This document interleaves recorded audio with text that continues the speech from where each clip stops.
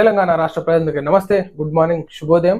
So ఈరోజు తెలంగాణ సమాజం Telugu దినపత్రికలోని main పేడ్ addition వార్తా విశేషాలు ఎట్లా ఉన్నాయో మనం చూద్దాం. మీ ఫామ్ హౌజుల్లో జిల్లెళ్ళు మొలిపిస్తా, రాజీవ్ విగ్రహాన్ని తొలగించే దమ్ముందా? రాజీవ్ లేకుంటే దేశంలో ఐటీ ఎక్కడుండేది? 10 ఏళ్ల పాటు తెలంగాణ తల్లి విగ్రహం ఎందుకు పెట్టలే? సచివాలయం ముందు కేసీఆర్ విగ్రహం పెట్టాలని చూశారు. రాజీవ్ విగ్రహావిష్కరణ సభలో కేసీఆర్ కుటుంబంపై సీఎం రేవంత్ ఫైర్. వీళ్ళు దుప్పటి కప్పి పండుకోరన్నా రేవంత్ గారు?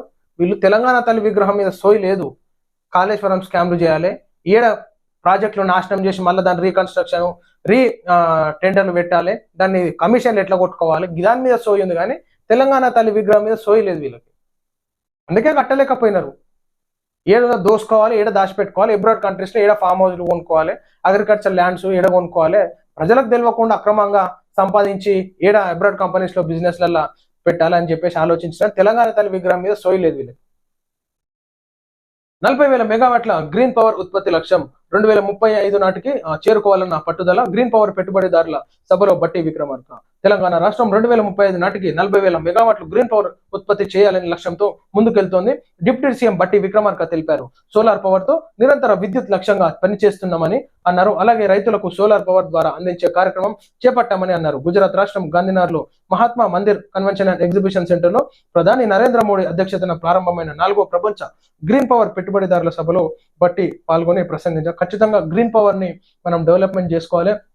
ఎప్పుడైతే మనం డెవలప్మెంట్ దిశగా ముందుకుంటామో ఆ గ్రీన్ పవర్ డెవలప్మెంట్ ని చేసుకుంటే ప్రతి ఒక్కరికి విద్యుత్ అనేది చాలా ఈజీగా ఉంటుంది. సో సోలార్ పవర్ ఏర్పాటుపై అదేవిధంగా రైతులకు కూడా ఈ గ్రీన్ పవర్ ని వినియోగించుకో విధంగా ఇప్పటికే అవగాహన సదస్సులు ఏర్పాటు చేస్తున్నారు, రైతులకి మోటివేట్ చేస్తున్నారు. సో ఏదైతే ఎలక్ట్రిక్ కన్జంప్షన్ ఉందో మనం ప్రొడ్యూస్ చేసుకోవడం, దానిపైన కూడా భారం పడకుండా ఈనాడు గ్రీన్ పవర్ ముందుకు తీసుకురావడం చాలా సంతోషకరం. మజ్లిస్ కు భయపడే విమోచనపై వెనుకడుగు. కాంగ్రెస్ తీరుపై మండిపడ్డ బండి సంజయ్, మజ్లిస్ కు భయపడి కాంగ్రెస్ ప్రభుత్వం తెలంగాణ విమోచనను జరపడం లేదని కేంద్ర మంత్రి బండి సంజయ్ ఆరోపించారు. కేసీఆర్ తరహాలోనే రేవంత్ ప్రభుత్వం సాగుతోందన్నారు. తెలంగాణ ఉద్యమం అంటే మజ్లిస్ కు వ్యతిరేకమని అన్నారు.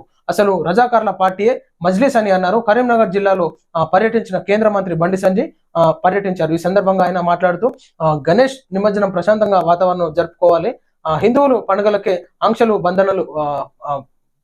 బంధనాలు ఎందుకని ప్రశ్నించారు. సెప్టెంబర్ 17వ తేదీన నరేంద్ర మోడీ పుట్టినరోజు దేశవ్యాప్తంగా సేవా కార్యక్రమాలు జరుపుకోవాలన్నాను. సో బండి సంజయ్ గారు జర ఈ నిమజ్జన కార్యక్రమాలు ఉన్నాయి కాబట్టి విమర్శలకు దారితీయకుండా తెలంగాణ రాష్ట్రంలో శాంతి భద్రతలు ఏ విధంగా ఉండాలో చెప్పాలి, ఉన్నటువంటి న్యాయపరంగా చర్చలకు దారితీయకుండా మనోభావాలు దెబ్బతీయకుండా ఉండాలి. సో మజ్లీస్కి ఉన్నటువంటి దైవ సంబంధాలకి లింక్ పెడితే మత ఘర్షణలు జరిగేటటువంటి ఛాన్సులు ఉంటాయి. కాబట్టి దయచేసి ఈ విమర్శలకు దారి తీయకుండా కొంచెం అందరికీ సహకరించాలి. ఇక నిమజ్జన కార్యక్రమాలు జర అయిపోయినాక, ఎందుకంటే పోలీసులు బిజీగా ఉన్నారు, ఉన్నటువంటి నిమజ్జన కార్యక్రమాల్లో శాంతి భద్రతలకు విఘాతం కలిగించకుండా, ఉన్నటువంటి గొడవలు జరగకుండా, ఏ విధమైనటువంటి ఆటంకాలు జరగకుండా, ఇది లేని గతర లేపినాం అనుకో మళ్ళీ ఆగమాగం ఉంటుంది. పోలీసులు సరిపోరు, ఇప్పటికే బిజీగా ఉన్నారు రాజకీయ నాయకులు ఇంటి దగ్గర. మీ పంచాల్లో చుట్టే తిరగాలంటే సరిపోతలేదు. జర ఇది కొంచెం పెండింగ్ పెట్టుకుంటే బాగుంటుంది. 300కు పైగా క్రేన్లు ఏర్పాటు. ఖైరతాబాద్ వినాయకుడి వద్ద మంత్రి పొన్నం పూజలు. మహాగణపతి దర్శనాలు నిలిపివేతతో భక్తులు నిరాశ అంటే ఇన్ని రోజులు నవరాత్రులు ఉన్నాయి, 9 days మీరు దర్శించుకోవాలి. కానీ ఇప్పుడు నిమజ్జన కార్యక్రమాలు ఉన్నాయి కాబట్టి ప్రజలు కూడా సహకరించి ఉన్నటువంటి దర్శన కార్యక్రమాలు పూర్తయినాయి, నిమజ్జన కార్యక్రమాలు ముందుకెళ్తున్నారు. కాబట్టి దయచేసి ప్రజలందరూ టీవీలో వీక్షించండి. అడిగి పోతే ట్రాఫిక్ కి ఆంక్షలు ఉన్నాయి. సో వెహికల్స్ డిస్టర్బ్ అవుతాయి, ప్రజలు డిస్టర్బ్ అవుతారు, ఉన్నటువంటి నిమజ్జన కార్యక్రమాలకు ఇబ్బందికరంగా ఉంటుంది. కాబట్టి దయచేసి మీరు కూడా ఆపుకోవాలి. 9 రోజులు ఏర్పాటు చేసినటువంటి దర్శన కార్యక్రమాలు వినియోగించకుండా తీరా నిమజ్జన కార్యక్రమంలో ప్రజలందరూ ముందుకు వెళ్ళాలి, సిటీల్లోకి ఉండాలంటే భారీగా అంతరాయం కలుగుతుంది. కాబట్టి ప్రజలు కొంచెం ఆలోచించుకోవాలి.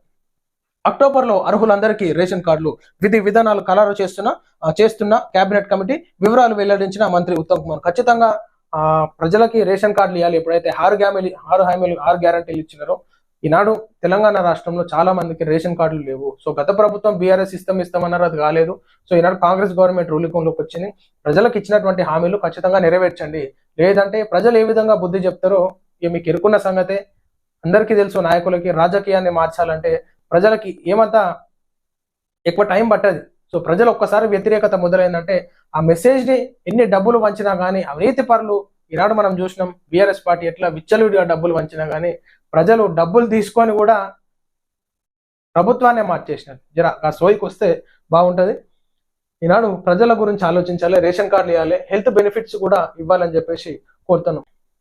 జన్మదిన శుభాకాంక్షలు. బడుగు బలహీన వర్గాల యాచించే స్థాయి నుండి శాసించే స్థాయికి వచ్చినప్పుడే అసలైన రాజ్యాధికారం వచ్చినట్లని తెలుపుతూ, అలాగే బలహీన వర్గాల బిడ్డలను నిత్యం ఐకమత్య పరుస్తూ ప్రస్తుత అగ్రవర్ణాల రాజకీయాల కుట్రల నుండి ఎలా ముందుకు సాగాలో నిత్యం విశ్లేషణ చేస్తున్న మా అందరికీ ఆశాకిరణం చదువు ఆంజనేయులు ముదిరాజ్ అన్న గారికి జన్మదిన శుభాకాంక్షలు.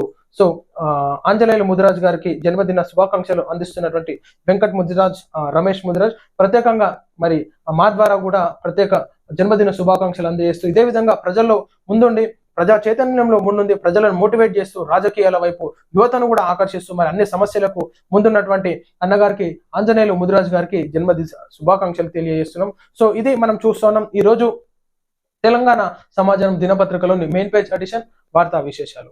నమస్తే.